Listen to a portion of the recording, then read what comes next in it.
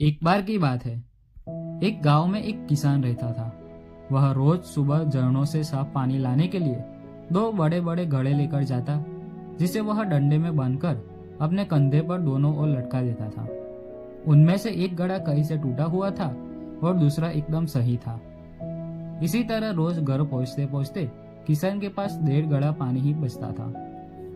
सही घड़े को इस बात का घमंड था कि वह पूरा पानी घर तक पहुंचाता है और उसके अंदर कोई भी कमी नहीं है। दूसरी तरफ फूटा हुआ घड़ा इस बात से शर्मिंदा रहता कि वह आधा पानी ही घर तक पहुंचा पाता है और किसान की मेहनत बेकार जाती है। फूटा हुआ घड़ा यह सब सोचकर बहुत ही परेशान रहने लगा और एक दिन उसे रहा नहीं गया।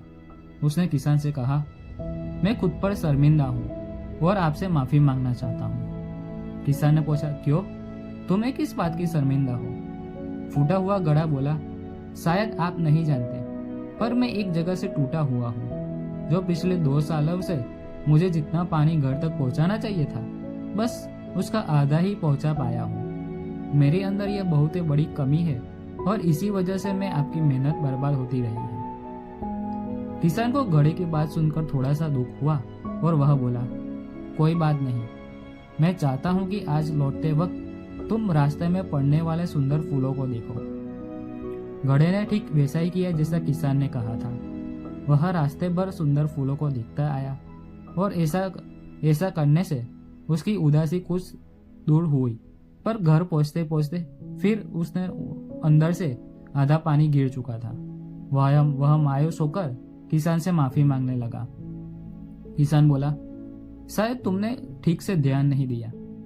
पूरे रास्ते पर जितने भी फूल थे वो बस तुम्हारी तरफ ही थे, सही घड़े की तरफ एक भी फूल नहीं था। ऐसा इसलिए क्योंकि मैं हमेशा से तुम्हारे अंदर की कमी को जानता था और मैंने उसका फायदा उठाया। मैंने तुम्हारी तरफ वाले रास्ते पर रंग बिरंगी फूलों के बीज बो दिए थे। तुम रोज थोड़ा थोड़ा कर उसे सींचते रहे और पूरे रास्ते को खूबसूरत बना दिया। आज तुम्हारी वजह से ही मैं इन फूलों को भगवान को अर्पित कर पाता हूँ और अपने घर को सुंदर बना पाता हूँ। तुम ही सोचो, यदि तुम जैसे हो वैसे नहीं होते तो भला यह मैं सब कुछ कर पाता? घड़े को अपनी इस बात से बहुत ही खुशी हुई। दोस्तों, हम सभी के अंदर कोई ना कोई कमी है। यह कमियां हमें अनोखा बनाती है। यानी आप जैसे भी है वैसे ही रहिए। उन किसान की तरह हमें भी किसी को वैसा ही स्वीकारना चाहिए कि जैसा वह है। उसकी अच्छाई पर ध्यान देना चाहिए। जब हम ऐसा करेंगे तो फूटा घड़ा भी अच्छे से घड़े से कीमती हो जाएगा। दोस्तों, ये छोटी सी कहानी अगर आपको अच्छी लगी हो तो इसे ज़्यादा से ज़्यादातर लोगों तक पहुंचाइए। वीडियो को लाइक कर देना और चैनल को सब्सक्राइब कर देना। मैं मिलता हूं आपसे ऐसी और भी नई कहानियों के साथ।